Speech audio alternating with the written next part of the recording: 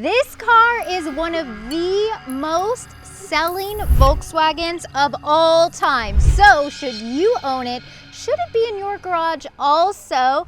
Welcome to Motorspins. Hello gearheads, I'm your girl Jen Barlow. Today we are checking out my little friend here. I'd like to introduce you to the 2018 Volkswagen Golf GTI S. This car has been around since 1974, so over 40 years of experience derived into this little bad boy that people absolutely adore. This is a 2018 version. This is the Mark 7. A lot of people really enjoyed this vehicle, and there are details about this car that they like even over the 7.5, we'll call it, refresh of the Golf GTI. This car has been around for quite a while, but why do people like it?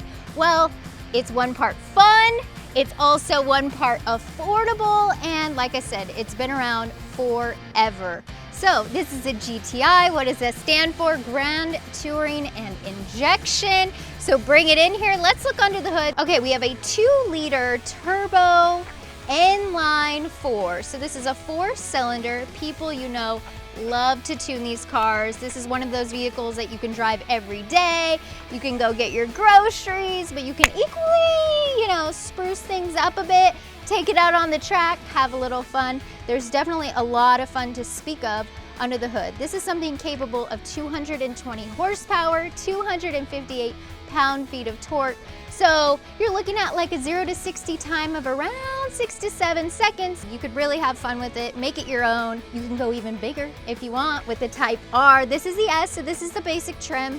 But even then, even if you step it up a bit, you're not getting that much performance. However, if you do go top of the line, really drop some dough on your Volkswagen, you could really pump it up to 290, 92 horsepower. Depending on what you're looking for, depending on what you're looking to do, you could have a lot of fun with this little rabbit. This was named in the US market when it originally came out the Rabbit, but in the European market, it was always known as the Golf. So let's talk about this fun and flirty design. It is 4-door. It is based off the platform of the A3, the Audi A3. Also, gotta love that big, bold, proud VW emblem here in the middle. Another thing you'll notice is we gotta have that GTI red. And I'm not mad at it because red's my favorite color personally. We do not have full LED lights on this version. This is right before the refresh. I love the grille in the front end squared off look here, a little bit of a lip. Also looking down in the front, we have what seems to be little side curtains, little air vents, but they're not. They're actually where the fog lights are here, but I do like this horizontal slat design. It looks cool, looks sporty, looks stylish, and I am loving it. Coming around to this side, you have 18-inch wheels. I love the turbine look. I think it's a tech package. Looks really cool, especially offset with the red caliper. It's a really nice look to it, nice and shiny. This is front wheel drive. Will the tires spin a little bit if you give a little pep in your step? Yes. Love the turn signals here displayed in the side mirrors. You have the color match to the car. Speaking of the car color, this is deep black. Woo! This is one of the original hot hatchbacks. Did Volkswagen kind of coin the term hot hatchback? Was it some other auto manufacturers? There's a huge debate out there, but this thing is one of the ultimate hot hatchbacks. Super fun, super high performance, especially for this sort of segment. This is the epitome of the hot hatch. Okay, full LED taillights here in the back. If you're wondering, how do I get into this puppy? How do I get into this hot hatch? Just sneak into the logo here, the VW, push it in. There we go, we're in. We said the secret password. There's a lot of space, 17.5 cubic feet. How many gens is that? Well, I would say 2 if I'm sitting side by side, sort of riding like this. Looking down below, we got real exhaust. Yes. If you were to opt for the Golf R, the more race-oriented version of this vehicle, you would get quad exhaust. Ooh la la. Okay, listen, this is not like a crazy Audi that has all the bells and whistles. Has just enough little niceties to make you feel nice and at home. First of all, I'm going to point out that this actually has a handbrake. It has no electronic assist that you saw on the refresh. Love this detail. Check out the golf ball. Love that on the shifter. So cute. This is a 6-speed manual transmission, and this golf ball design here on the shifter actually came from the woman who also helped design these really cool Clark's plaid seats. Nice leather wrap. Love the stitching. This is again that hexagon sort of honeycomb shape.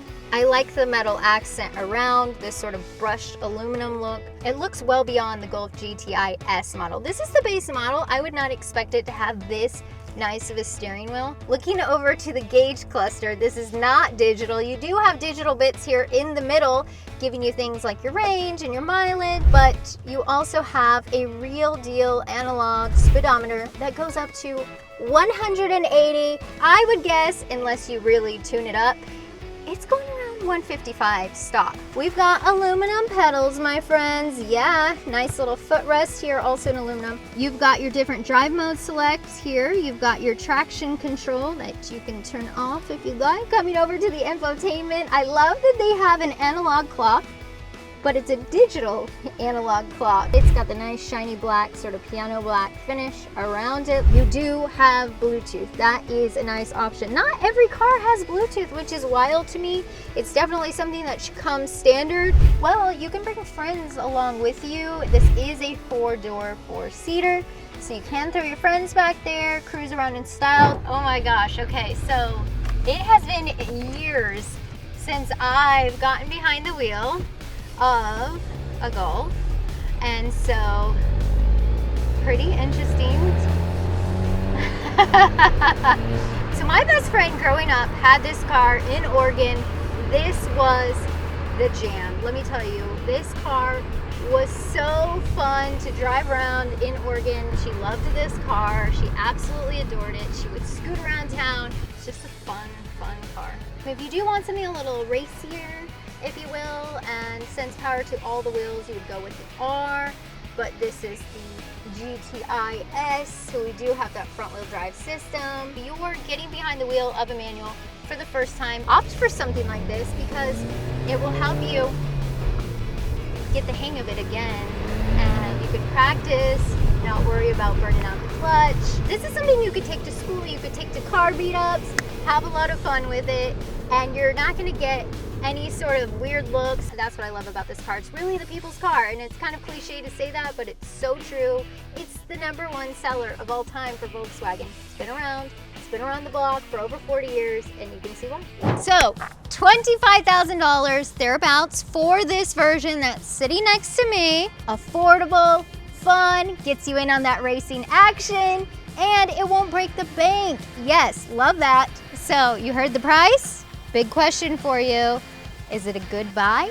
What do you think? Or would you rather say goodbye to it? Let me know in the comments. I want to hear from you. And of course, don't forget to come back and visit me, your girl Jen, here on Motor Spins. We have so much fun. Smack that subscribe button while you're at it, and definitely turn your bell notifications on. That way you don't miss out on any of these hot hatches or other cool rides. Thanks.